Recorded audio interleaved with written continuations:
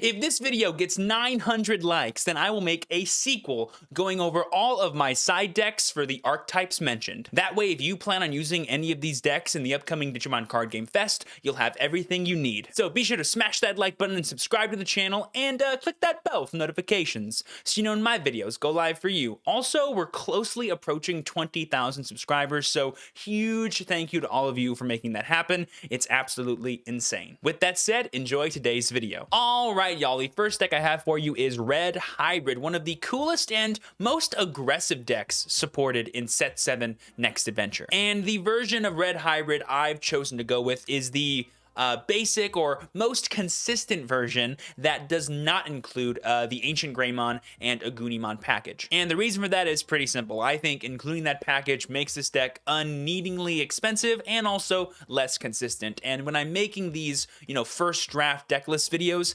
consistency is king. With that said, what makes this deck so cool? Well, essentially, it's the evolution of Red Aggro in Digimon. Do y'all remember how scary Agumon was when we discovered how powerful Lightning Joust was alongside the promo Greymon? Well, this deck does that, but even better. Thanks to old cards that came out like the level 5 Aldemon and Atomic Inferno from set 4, this deck has a scary amount of damage in the early turns, and thanks to new cards that came out like Takuya Kabara, Emperor Greymon, and even the level 5 Aldemon from set 7, this deck has scary amounts of damage in the middle to late game as well. Basically, at any point, you can have a plus security attacking Digimon against your opponent, and after 2 or 3 turns of that, their security is instantly wiped away. But what's the kind of main theme or combo in this deck? Well, there's really two. The first one is the most obvious one, using Takuya Kabara and his effect to Warp Digivolve into Emperor Greymon to get some really cool blitz attacks against your opponent. Let's say you have 2 Tamers in play, you can evolve one of them into an Agunimon, now you're at 0 memory, you can use Takuya's effect to Warp Digivolve into Emperor Greymon, and because he has blitz, even though you've passed over memory to your opponent, you can still attack them. On top of that, Atomic Inferno, like I said, is going to be the main damage output card of this deck. Not only is it Shadow Wing or Lightning Joust on steroids, but it also has a security effect that allows you to just blanket give your entire board plus security attack. So let's say you check this card against your opponent during their turn. On the next turn, every Digimon you have in play or every Digimon you put into play will have plus security attack. And so if it can attack, it can now deal 2 damage potentially against your opponent. I mean, you can turn like 1 Tamer plus 1 Rookie all of a sudden into 4 damage, and that adds up pretty quickly, or out of nowhere can just win you a game. Plus, thanks to the exclusion of cards like Ancient Greymon, we can play things like Analog Youth, which help us have really cool combos in this deck, not only for fueling your Takuyas, but also for replacing any level 5s or Digimon you might lose when being aggressive. Overall, I really like the aggressive output of this deck, and if the performance of Agumon from set 6 and EX1 is anything to go off of, an aggro deck like this is very well placed in the format, and I think really strong. With that said, I will point out that while yes, Red Hybrid is a really strong deck in this format, it's probably not the best red deck, given that Jessamon got a huge boost in set 7 and is looking to be really strong.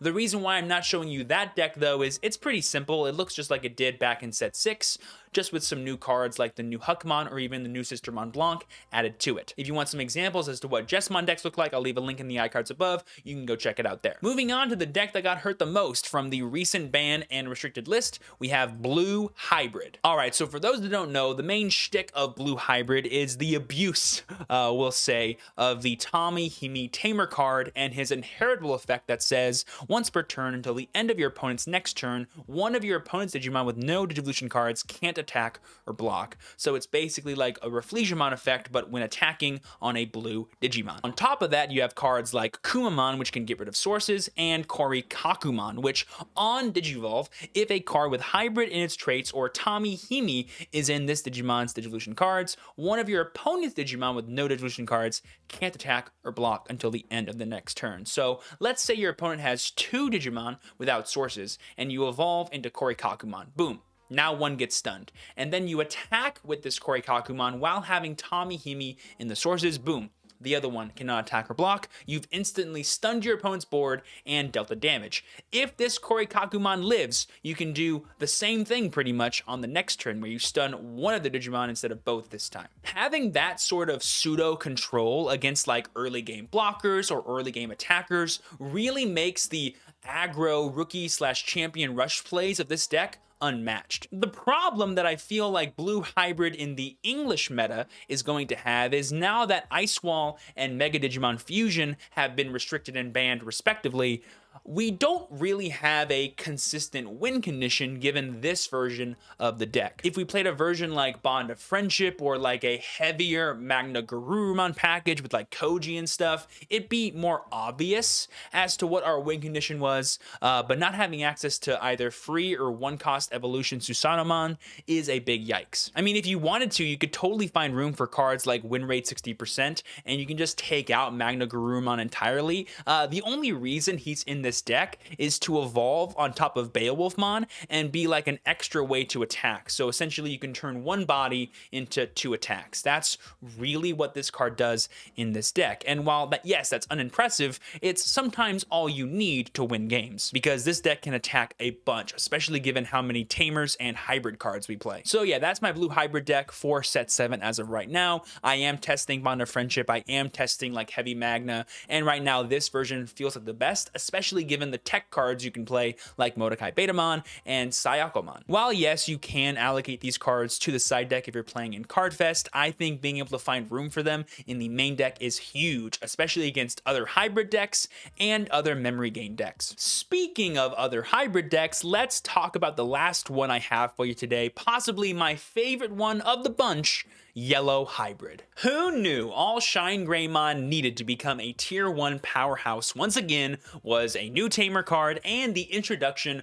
of Yellow Hybrids. And like I've been saying for pretty much this entire video, there are multiple ways to play Yellow Hybrid. There is pure Shine Hybrid, which I'm playing right now. There is like a purple yellow hybrid deck out there that's pretty cool, that utilizes like a purple base plus option cards alongside the powerful yellow hybrid engine. And then there's like balls to the wall pure yellow hybrid, where you're not even playing Shine Greymon, you're just playing a butt ton of recovery cards like this Seraphimon here, or the original one from set 1, or Dynasmon, and you try to use really powerful Susanomon turns to win against your opponent. And this version of the deck to me feels like the best of both worlds, because you have the powerful removal in Shine Greymon and you have the very powerful recovery engine in Jet Silphimon and the new promo Seraphimon. This card is essentially a recovery on Digivolve and then a recovery on deletion, basically 2 free security cards for only 4 memory. Some cards you can include in the level 6 spot that I'm not including here are like Sakuyamon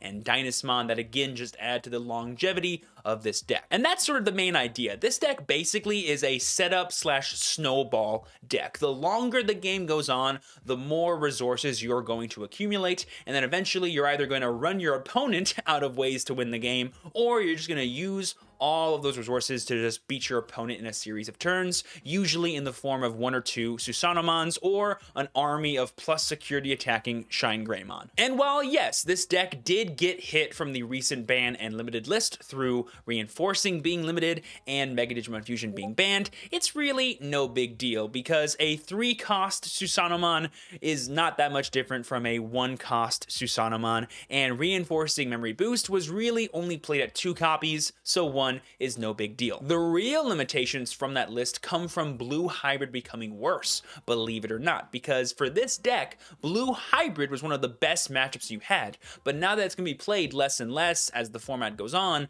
you now have more bad matchups or even rogue matchups that could take down what this deck is trying to do. Things like Lilith Loop with Cerberusmon, things like Red Hybrid, basically any deck that can get a lot of damage in play really quickly. So while it is true that I think some work needs to be done for the English version of Yellow Hybrid, especially as the format evolves, I think it's a really good deck to start off with in this format. I think it's super solid, I think it's really strong, and believe it or not, there's a lot of fun things you can do with it, especially with side decks. I mean, if you wanted to, you could just side in an entire purple package into this deck and completely change your strategy in games 2 and 3 in the upcoming Digimon Card Game Fest, and that to me seems really fun. Speaking of really fun, I mentioned earlier that some decks are no longer being gatekept by Blue Hybrid. Let's talk about one of those decks right now, Yellow Lord Nightmon. Y'all, let me tell you something, this deck is absolutely crazy. If you don't know, Lord Nightmon got a huge boost in set 7, and it's called Electric Rush. This brand new 2-drop option card that reads, main one of your Digimon gets power plus 3000 DP for the turn, then if you have 3 security cards exactly, unsuspend one of your Digimon. Now, if you guys can't immediately see why this is broken, let me tell you something really funny. Lord Nightmon's when attacking effect to play a level 3 Digimon or a Digimon with Warrior in its type from your hand for free is not a once per turn effect. So if you attack with this Lord Nightmon, play a free dude, and then pay 2 memory with Electric Rush to restand your Lord Nightmon, to attack again, you get another free dude. And it just compounds from there, because if you have underneath your Lord Nightmon a copy of Angewomon that also lets you play multiple dudes, not once per turn when you swing, you can see how you can just spiral an entire board out of nowhere thanks to a card like Electric Rush plus Lord Nightmon. And this entire deck is built on making that interaction as consistent as possible. We have 4 Rush, 4 Lord Nightmon, 4 Nightmon, and 4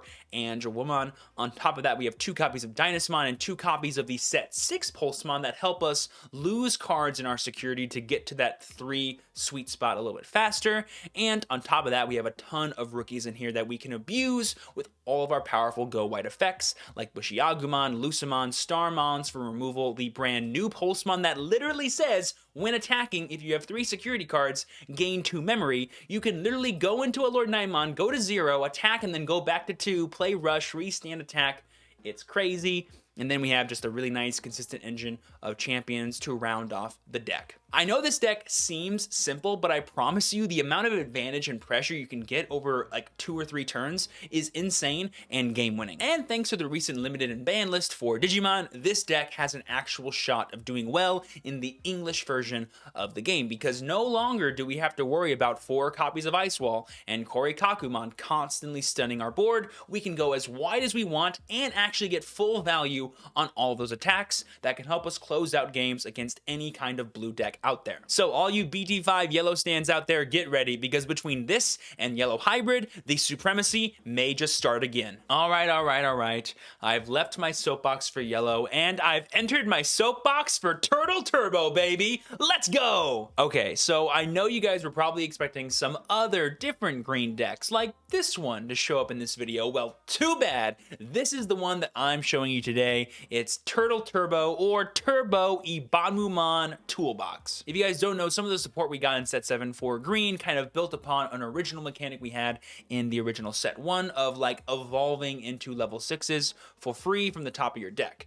And Ibanmumon was the SR that went along with this archetype. And he has 2 effects. The first is when digivolving, suspend one of your opponent's Digimon, then gain 1 memory for each of your opponent's suspended Digimon. So basically, if you evolve into him for free, you can actually gain memory depending on your opponent's board size. During your opponent's turn, all of your opponent's Digimon gain your turn. You must trash 1 card in your hand to unsuspend this Digimon. This is a really consistent, believe it or not, hand-ripping effect against your opponent. And even if you only rip like 1 or 2 cards per turn, that's still 1 or 2 cards per turn your opponent is losing. And while yes, I am going to show you guys a deck in a second where discarding their cards isn't actually a good thing, this is a toolbox deck, so if you're ever in a situation where Ibanmumon is not good, you can just go into one of your other green level 6s, like Nidhoggmon, Ancient Troymon, or even the BT5 Argomon. And this card is actually cracked in set 7, being able to on Digivolve rest all your opponent's Tamers, and then keep them rested during every single turn moving forward is actually crazy. Now I'm sure you're like, Steven, that's all well and good, but how on earth are you supposed to make this gotcha green type deck consistent? Well,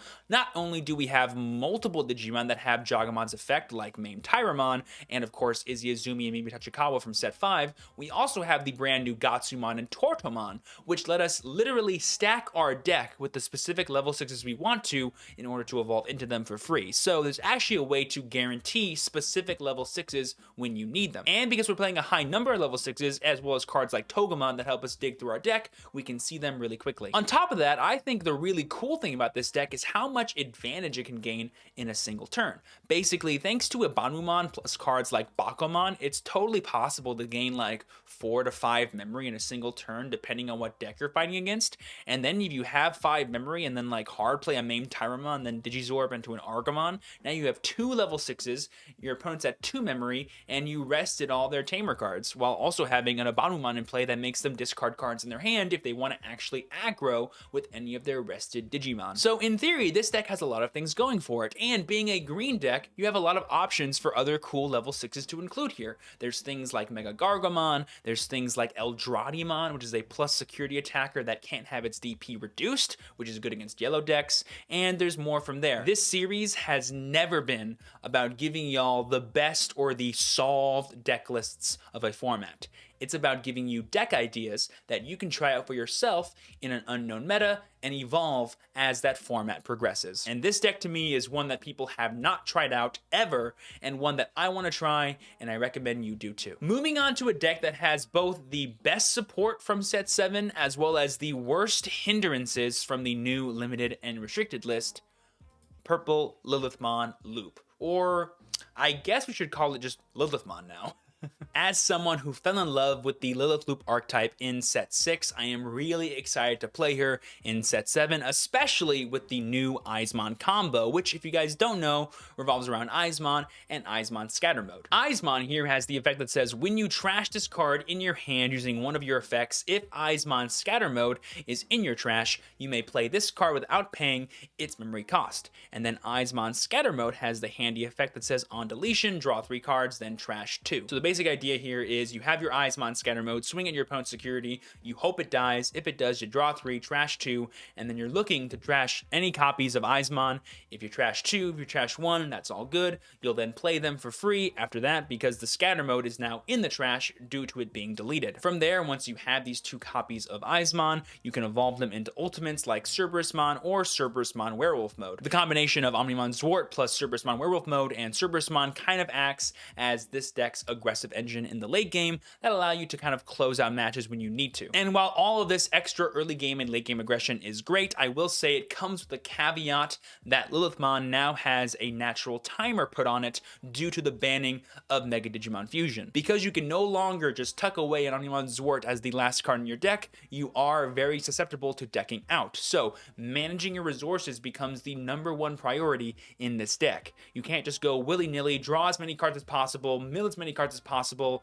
You gotta really focus in and use the most of what you have because you do only have a finite number of turns to win the game. That being said, decks like Yellow Hybrid that recover a bunch are really tough matchups for Lilithmon due to how hard they are to kill. But it's not hopeless. This deck does have a ton of aggression out of nowhere thanks to Omnimon Zwart and Cerberusmon. Alongside Lilithmon, we also have copies of Nidhoggmon, and if you ever Digivolve into this card, you're probably losing. The actual role this card serves is when you trash it, you can actually gain a memory. So he's an extra source of memory gain throughout the game that can help you set up. On top of that, you will notice that I am playing only 10 rookies in this deck, and yeah, that's enough because the Eismon engine is that good at digging through your deck and seeing your pieces, so 10 is really all you need. And then from there, we have the option cards for Jack Raid, 1 Calling from Darkness and 2 Dead or Alive. Jack Raid, self-explanatory, this is Lilithmon, you need this card, it's broken. Then we have Calling from Darkness. This is basically a way for us to recoup some resources that we either mill or trash from our hand. We can reuse the Eismon engine if we need to. We can stack werewolf modes, bring back Liliths, stuff like that. And then personally, my favorite option card in this deck, 2 copies of Dead or Alive. This is effectively Necrophobia on steroids because it can play a purple level 5 Digimon from your trash, but that purple Digimon gets to use its on-play effects. So if you use this to bring back, I don't know, a copy of Werewolf Mode, while you have a regular Cerberusmon in play, you can effectively get a 9000 DP Rush level 5 Digimon while gaining 1 memory. Really funny, super cool interaction, and the fact that you can do it during your opponent's turn is even more hilarious. All in all, I can safely say that while yes, Lilithmon did get hurt really badly by the limited and banned list, it also got helped a lot by the new tools added to Purple in set 7. If you're someone who's like me and took the time to learn Lilith Loop in set 6, I promise you it'll still do well in set 7. Just be a little bit careful when you fight against against Yellow Hybrid. And boom, there you guys go. That wraps up all of my decks for the next adventure format in the Digimon TCG. And may I say, this format is looking to be one of the most innovative and fun to date in the English version of the game. If you guys enjoyed this video and got any value from what I had to show you, be sure to let me know by smashing that like button, subscribe to the channel, and clicking that bell for notifications so you know when my videos go live for you. Don't forget, if this video gets 900 likes, I will make a sequel video going over all of my side decks for the archetypes mentioned. With that said, I, for your true champion, Steven, please be sure to work hard, rest easy, and live well, and I will see you all next time. Peace.